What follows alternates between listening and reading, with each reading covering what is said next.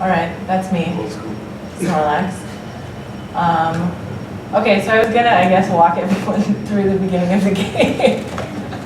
So in like the normal Pokemon game, this is Professor Oak, and he like introduces you to your very first Pokemon and everything, and he's like very bookish and grandfatherly and like very nice and whatever.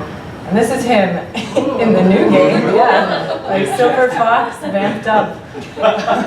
But the intro is basically still the same. So he's like, here, you can have one of 3 Pokemon, pick which one, and you'll get started, and then you'll collect them for me, basically, and put them in the Pokedex. Because he's been studying them for like decades and only has 3. All right, so then you get to pick your avatar, and like the Niantic team needs to work on their like clothing style a little bit. It's pretty hip. You can customize your avatar. What? It's pretty hip. Yeah, this little. I wear those pants every day. Yeah, exactly. Knee-high socks. Rock me. And so then you have the opportunity to catch your first Pokemon. And so usually it's just one of these 3, Bulbasaur, Squirtle, and Charmander. But one of the very first Easter eggs in the game is if you run away from them for like a few blocks, but like actually you have to physically run away from them, Pikachu will appear, and you can get Pikachu as your first Pokemon. It's like, oh yeah. So what's the difference between those Pokemon? Pokemon. I don't know, but like Pikachu is the best? No. Yes? No. No, it's not. So it's all based on type. No, Bulbasaur is the best. What? So it's all based on type. So like they're all a different element. So Bulbasaur is grass, Charmander is fire, Squirtle is water, Pikachu is thunder. So basically you just pick which one you identify with most. So you pick 5. Wait, grass is an element? Yes. That's in the Pokemon. Yes. So is psychic. That one is fun. Fighting. Fighting is an element? Yes. They're not like elements. They're like Type. categories, types. Yeah. That's it. All right. So after that, you have the most important choice in your life. After you've been catching Pokemon for a while, you get to level 5. You get to pick which team to be on in the game. So you take red. This is a big deal. Are you kidding? You're on Valor? Of course you are. Right. So we have Team Valor is red over there. Team Instinct is yellow. Boo also, thank you. And Team Mystic is blue. And obviously, if you have any brains, you choose Team Mystic. No. They're the coolest. So I think the idea in the future is going to be that they're going to make it so that depending on which team you're on, you get some different like boosts to your gameplay basically. So like Team Valor, the red team is all about like strength. So they're probably going to get extra like points in battles or something like that. Team Instinct is all about like how Pokemon are like born or something like that. So you're going to get extra points for hatching eggs. That's a thing that you can do in the game. And for Team Mystic, it's all about the evolution. So people, this is all speculation of course, but people think you'll get extra points when you like evolve Pokemon or whatever. So that'll be interesting to see in the future. Yes, Rick? Were there teams in the original Pokemon stuff? Yeah, not like this. So they had to kind of revamp the whole system. So before, like, gyms used to be kind of like teams. They would have a set number of trainers and like usually a set type, and you would go like to the gym and battle and get a reward. But now, since there are gyms everywhere, they kind of had to change that. So this is a totally different system from what it used to be. Also, apparently, depending on the team that you are, you're only going to be able to catch the specific legendary bird Seriously? on the team that you're in. No! So that's why you take Team Well, Red. that's No, also Zapdos is the best one. it's going to be implemented as well with the sharing your or exchanging Pokemon, so that will encourage Is that that as well. for sure? That, do we know Uh, that they're doing that? They sort of talked about it in Comic-Con, but they didn't say Oh, much. really? Yeah. Also, Niantic is like notoriously bad for putting out any sort of press releases or any really communication about the game. They issued their like first response to like anybody's like comments that they put on the site like a week ago, maybe. So, and the game's been out for like 2 months. What? They don't have anyone. They're looking for someone to do that job, but they don't. Oh, really? They don't have a person to like reach out for like their Oh. users. That's why they've been really bad. Interesting. Could be See, a good this should be on opportunity. YouTube. What? This should be on YouTube. You can reference the video. Ah, yeah. Sure. All right, so you've chosen Team Mystic. And so now, basically, all you have to do is you go around, you battle, you get gyms. You take control of gyms. I'm hoping this is going to be expanded in the future too, because basically right now, if you see like an empty gym, you can add a Pokemon, and basically that Pokemon like defends your spot at the gym. And if you get beaten enough, you get kicked out, and then somebody else puts their Pokemon in. So like when your Pokemon is in the gym, you're not actually doing any fighting. It's only the challengers who come to the gym who actually like see that screen on the left. And I actually found these two pictures separately, but I think the Vaporeon, the blue Pokemon, is the same one in both of them. Side fun fact. Yeah. Okay, so you're doing that. You're probably also doing a lot of like collecting Pokemon and using Pokestops. So Pokestops are how you like collect items in the game. So to catch Pokemon, you throw Pokeballs at them, right? So sometimes you burn through them pretty quickly because you can't catch it if you're really bad, like me. So if you go to a Pokestop, you like click on it and spin it, and it'll give you Pokeballs or potions or stuff like that. But the way you cannot like fight against them to make them more weaker and then they are easier to catch. No. So that used to be how it was in The Game Boy. Yeah. That's not the case anymore. No. They might implement it that way. Oh, really? They might. Yeah, that seems like it would be a lot of work though. Fun. Yeah, it totally would. But so right now, you have like a couple of different ways to like try to maximize your odds of catching the Pokemon. One is, so it has this circle on it. Oh, I don't have any pictures of catching the Pokemon, but it's got a circle on it that kind of indicates the ease of catching it. And if you throw your Pokeball and it hits it in the middle of that circle, you're more likely to catch it. There are different types of Pokeballs. Like there's the basic one, there's Great Balls, Ultra Balls, and you gain them as you gain levels.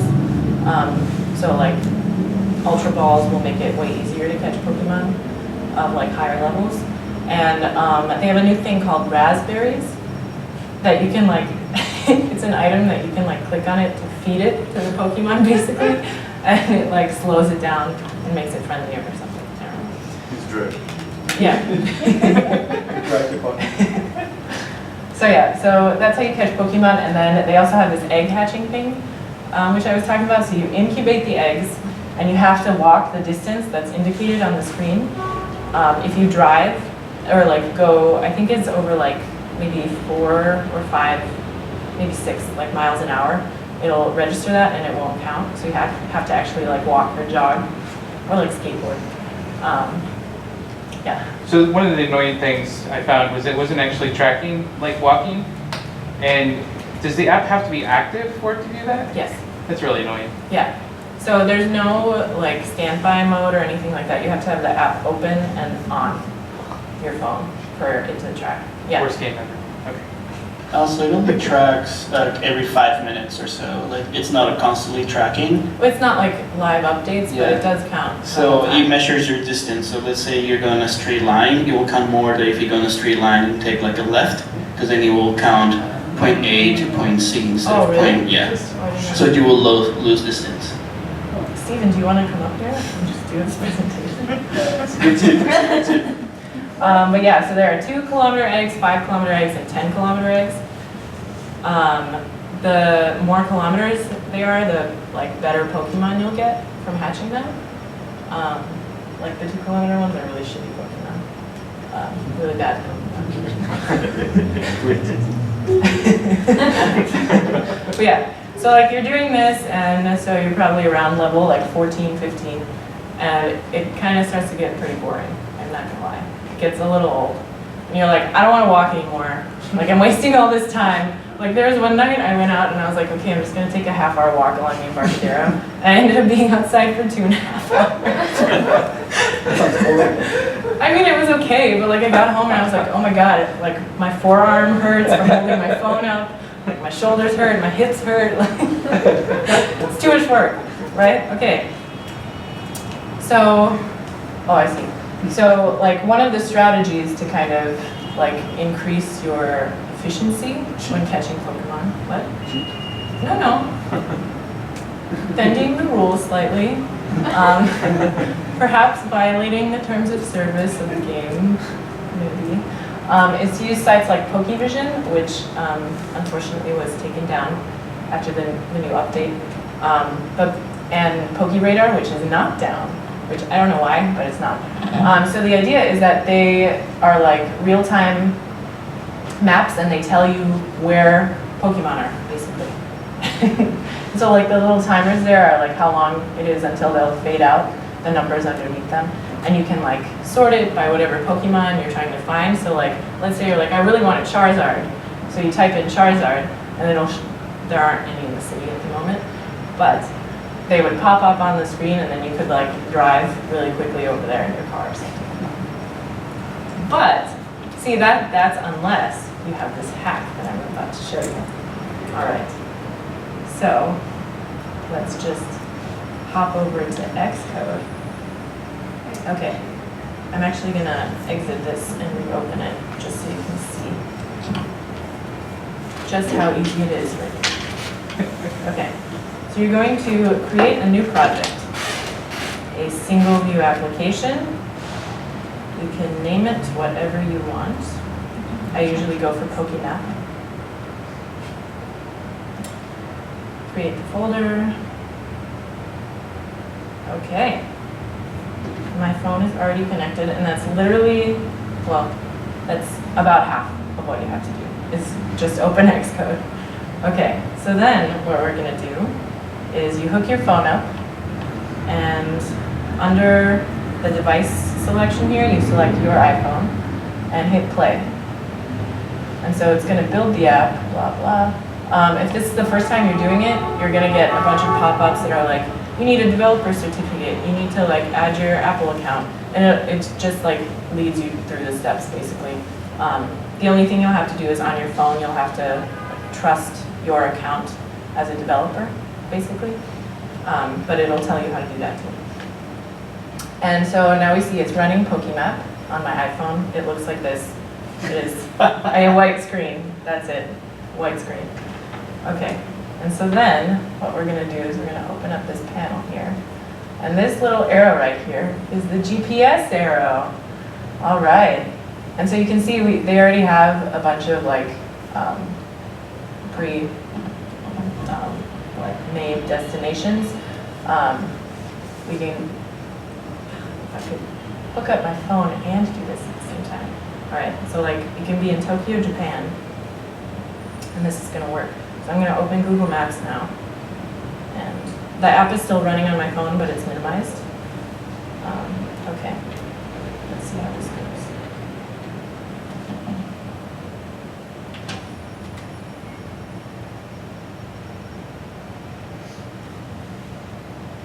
Come on. My phone. Oh, there we go. See? We're in Tokyo, Japan. Yay! All right. Nice. Yeah. Traveling the speed of light. What? Traveling at the speed of light. Yeah, exactly. Okay, so we're gonna go back to Xcode. Oh. And back to the computer.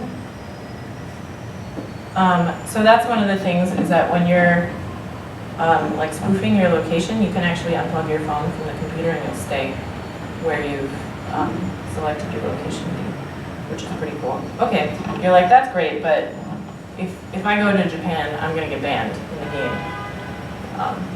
You will, because that's happened to me. I tried to go there before Japan was, before it was released in Japan, so that might have been part of the issue.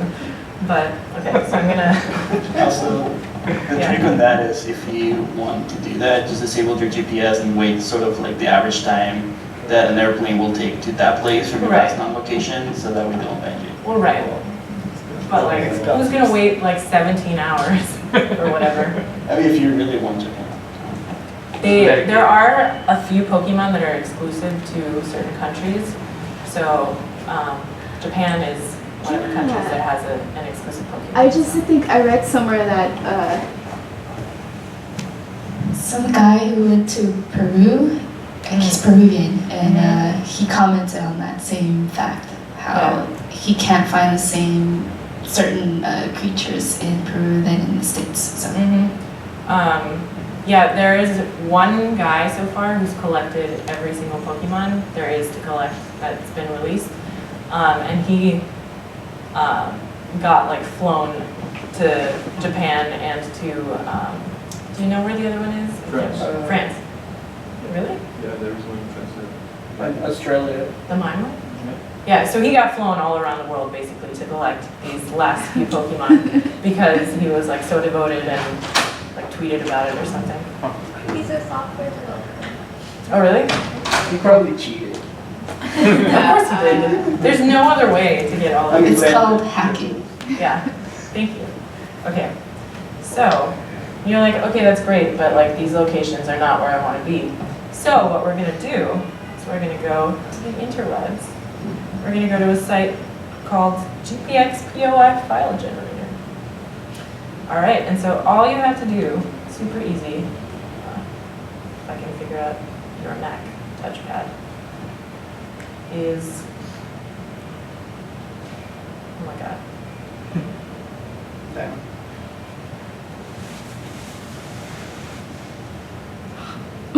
All right, fine, whatever. We're gonna be in the middle of Kirkwood Forest.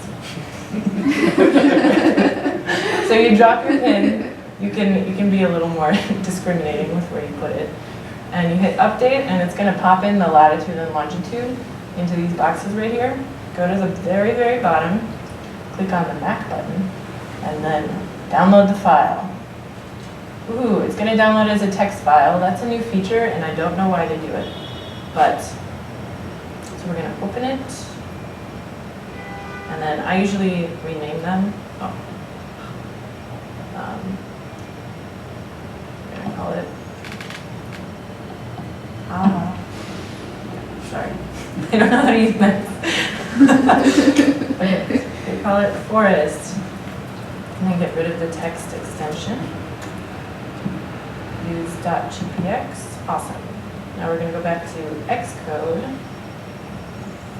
And then at the bottom here, you see you can add a GPX file to your project. So you're gonna go to wherever that file was, click on it, add it, and finish. And so now it's been added, and so then all you have to do is click on it. And now you're there. And I will prove it to you in Google Maps again. Sweet. Just literally in the middle of a forest.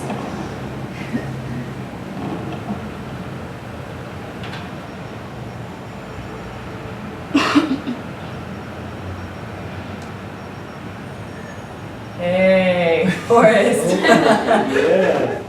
Yeah. Open Pokemon. Forest. See if there's anything around. Yep, so that's the next step. So, okay, now we know that it worked. So, why don't we open up a little Pokemon and see if anything happens to be around there. So the idea is kind of that you like start getting a feeling for where like there are clumps of Pokestops, let's say, or like where you know you can find really rare Pokemon and stuff like that, and then you just go there and catch them, and then you're done. And there is nothing in Kirkwood Forest. It's awful. They're probably like, where the hell is she? Yep. So there is nothing. But that was expected of being in the middle of the forest. So, okay. That place was a bust, but now we know. Okay. So we're gonna go back. Now you're like, okay, that's great. But like, what if I'm 2 feet away from the Pokestop? Or what if like those eggs, right? Those eggs are a pain in the butt to hatch. So I have a solution for you.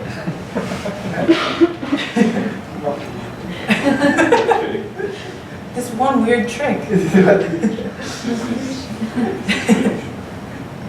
All right, so now we're going to use a different website, specifically made for Pokemon. Much CSS. Yeah, much CSS. And so this takes in a URL actually of directions from Google Maps. So you click on directions, click on a point A, wherever you want. So we're gonna go from the ferry building to here. Click walk, otherwise you'll move really, really quickly. And it'll defeat the purpose. And we're gonna copy this URL, and we're gonna go to the maps thing, pop it in there. You pretty much don't have to worry about anything else. And we're gonna click on let's go. And it's gonna do the same thing. It's gonna generate a nice little file for us. And downloads. Like I said, I renamed them because like that means nothing to me.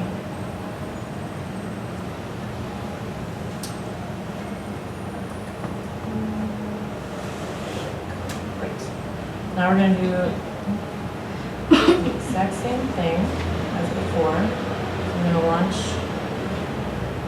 app.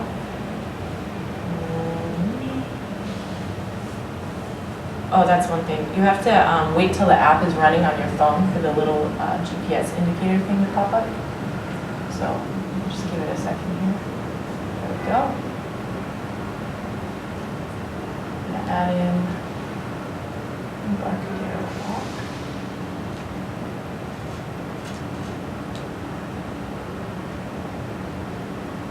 All right. Just give it a second. Hopefully I won't get banned. We'll see. And, oh shoot. Yeah, so the problem is now, if I unplug it, it's not gonna walk around. But like what it's doing right now on my phone is literally like walking around. In Google Maps too, like the dot is moving and it's following the path that you said. But like if I unplug it to show you, it's gonna stop moving. But, I mean, I guess you can try. No, it should. I promise you this. Just, it's loading. It's loading. Just give me a second. The app takes a very long time to load. It's still loading. Remember. So cool. See? I'm walking. So cool. So you took a picture of it so it looks like it's standing still. No, we can clearly see it's working. Yeah. On the picture. Yeah. Okay, so maybe. Oh shit, interesting. So I unplugged it and she went back to the forest. So now I'm definitely banned. Yeah, that's another thing that you have to be careful with. So when you're like teleporting around, you want to make sure to close the Pokemon app before changing locations. Otherwise, I don't know exactly what their like criteria are for figuring that out, but like if you move too quickly between 2 points, they somehow can tell and it flags you. And so what happens is you get soft banned, which means basically you can open the app and you can walk around to hatch your eggs, but you can't catch Pokemon and you can't get any items from Pokestops. 2 to 4 hours. Oh, No, it's worth it. I've been banned multiple times. Totally fine. Totally reset problem. Very proud. So that's basically it. Another thing to keep in mind is that, let's go back to Google Maps. When you make a path like this, it'll walk it, but then once it gets to the end, it's gonna restart from the beginning. So if your start and end point are too far away from each other, it'll count as like teleporting and it'll catch it and ban you. So a good strategy for that is to, yeah, exactly. So you just add a wait, oh my god, I can't right click on Max. So you add a destination. And then you make your end point like close to your beginning point. So you have a loop.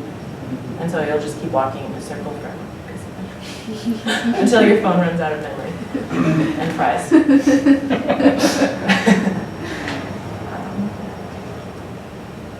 So is that just to hatch eggs, or do you actually catch stuff as you walk? No, you can absolutely catch stuff. You won't stop though while you're catching Pokemon, so it's easy to get behind. Like you're like, oh, I really want this one Pokemon, and then it gets away, and then you've missed like 3 or 4 Pokestops. That's kind of annoying. And it's annoying like when you walk by gyms and you want to battle because you have to like be physically next to them. But otherwise, it's super useful. Like we catch a ton of Pokemon, especially if your loop is relatively small. So Damien actually showed me this originally, and oh my god. No, Max goes. No. How do I zoom out? Okay, whatever. So Damien showed me this little spot in Santa Monica. He's in LA, right? So he showed me, where is LA? Oh my god. Santa Barbara. There we go. In Santa Monica, there's one little tiny pier in Santa Monica. And there are like 10 Pokestops on this pier. And so if you just walk, oh my god, from like one end over here to the other end and back for like 2 or 3 hours, you'll catch all the Pokemon you could ever want. I leveled up like 6 levels in one day or something crazy, like on this pier. Because there's just lures everywhere. So for those who don't know. So on Pokestops, you can put these items called lures on them, and they attract Pokemon. And so one person puts them down, and for half an hour, like basically everybody like reaps the benefits. And you can tell their lures by when they have flowers on them like this. That means like Pokemon are more likely to go there, and like you'll catch rarer Pokemon and things like that. So the entire pier is covered in Pokestops like that all day, every day.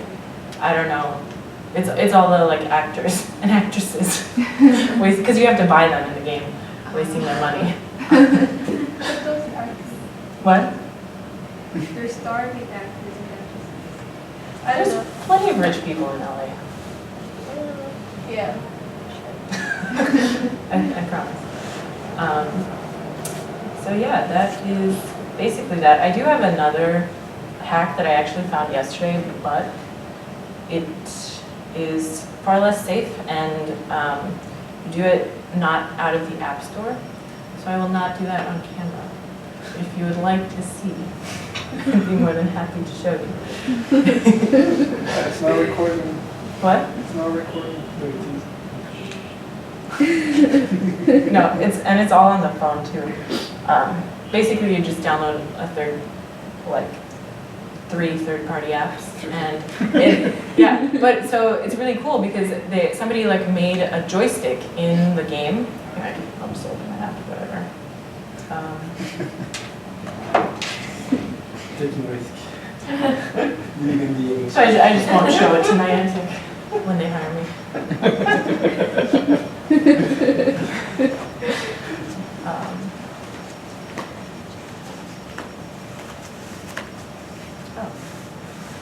Okay, well, so I click on it. It looks exactly like Pokemon Go, right?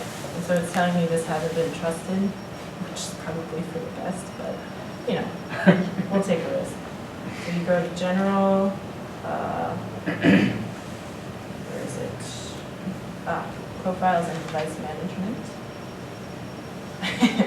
See, I have all these weirdo things in here now. So I'm going to verify that. This is weird because I verified it yesterday, so I don't know what happened.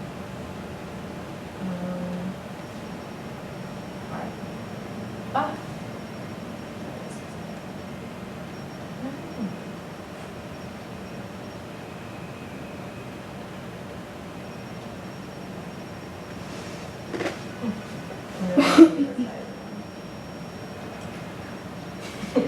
and tomorrow my phone is gonna get taken over by like.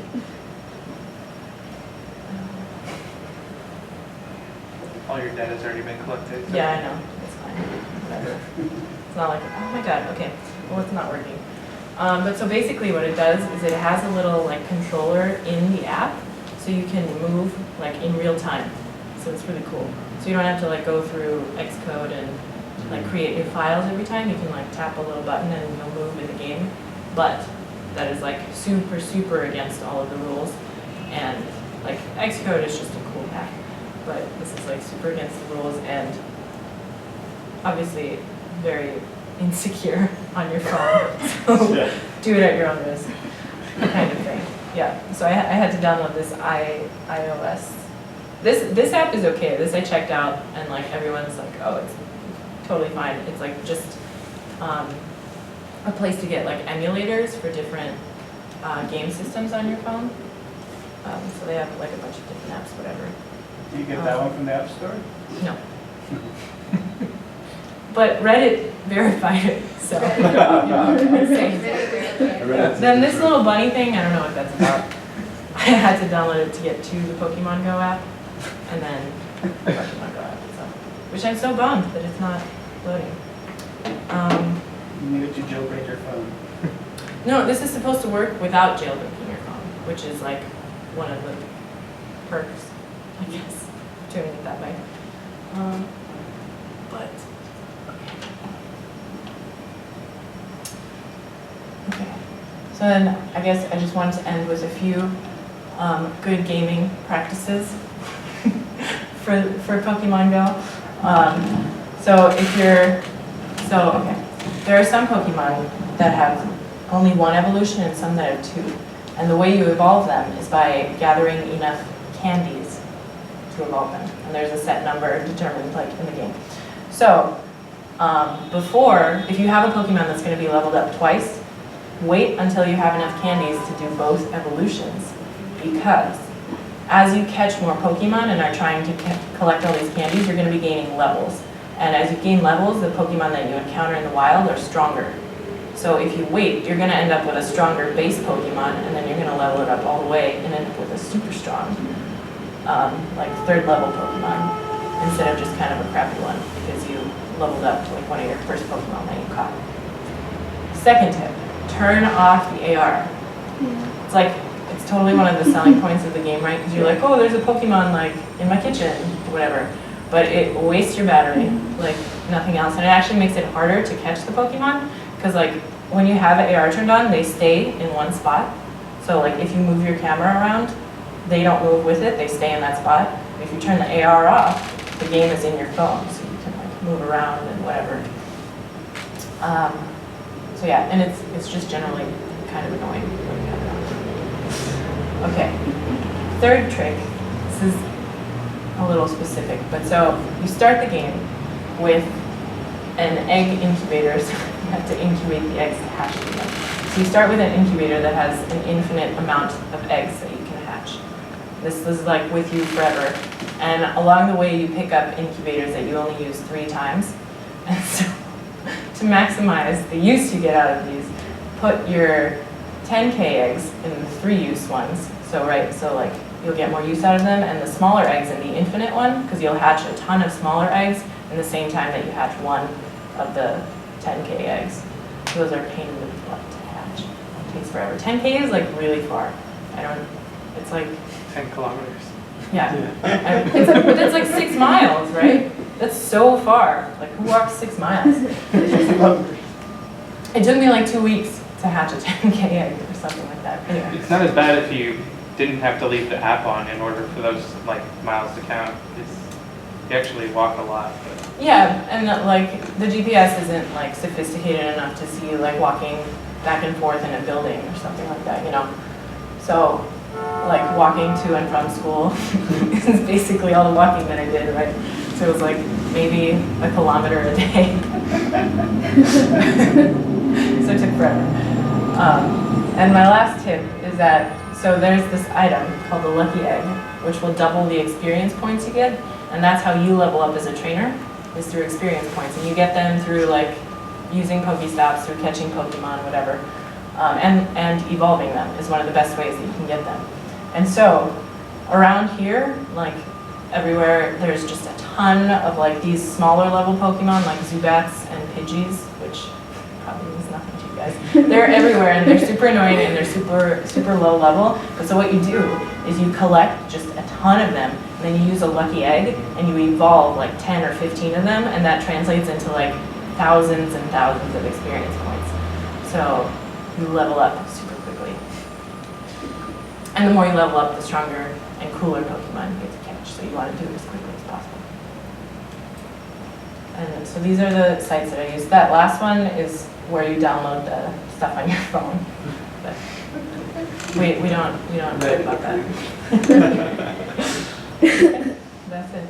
I hope you learned more than you ever wanted to know about Pokemon today. That was a quick presentation.